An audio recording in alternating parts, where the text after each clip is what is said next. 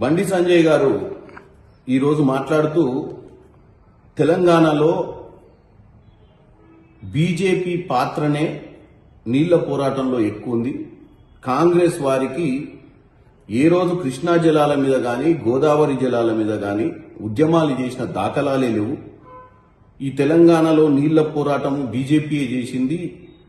అది విభజన సమయంలో గాని విభజన తర్వాతైనా అని చెప్పడం జరిగింది. నేను బండి సంజయ్ అన్న తప్పు పడతలేదు.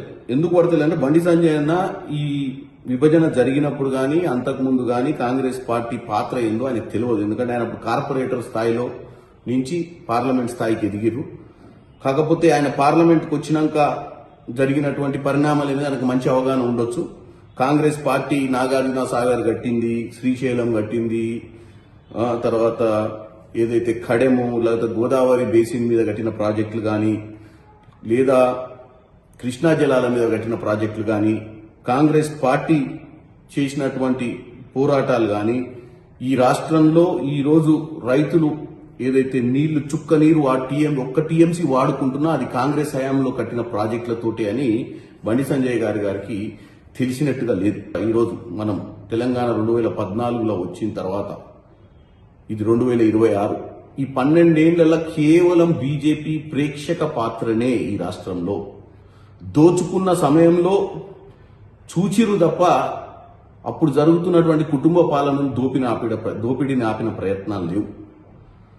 కాంగ్రెస్ పార్టీ ఈరోజు రేవంత్ రెడ్డి గారు అటుపోతే బీఆర్ఎస్ పార్టీ వాళ్ళు చర్చలలో పాల్గొంటుర్రు గోదావరి మీద కృష్ణా మీద ఏం జరిగిందని. నీళ్లు నిజాలు గత 10 సంవత్సరాలలో చర్చలల్లో బీజేపీ పాత్ర ఎక్కడ లేదు. బీజేపీ కేవలం ప్రేక్షక పాత్ర వహిస్తుంది కాబట్టి బీజేపీకి ఇక్కడ పొలిటికల్ మనుగడ కూడా లేదు.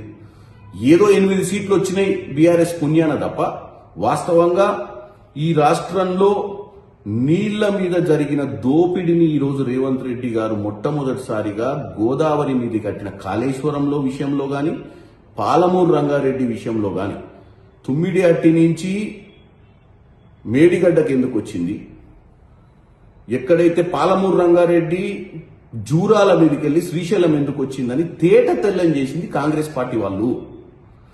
బండి సంజయ్ గారికి ఒక్కటే చెప్పదలుచుకున్నా, ఇప్పటికైనా మించిందేం లేదు. మాటలు పక్కన పెట్టి చేతలు చేయండి. ఇప్పటికైనా 299 టీఎంసీలు కృష్ణా జలాలు మన పరివాహక ప్రాంతం 71% ఉంది కాబట్టి మనకు రావాల్సిన వాటా కోసం మీరు కూడా మాతో వచ్చి పోరాటం చేయండి. గోదావరి మీద బనకచెర్ల ప్రాజెక్టును ఆపింది మేము. దాని మీద డిసెంబర్లో అధికారంలోకి వస్తే 23లో 24నే పోయి దాని మీద పిటిషన్లు పెట్టడం జరిగింది. ఈ రోజు మీరు కాంగ్రెస్ పార్టీ అధికారంలో ఉండి మీకు ఒక్కటే చెప్తున్నాం, మీరు మంత్రిగా ఉర్రు, మీ కిషన్ రెడ్డి గారు మంత్రిగా ఉన్నారు.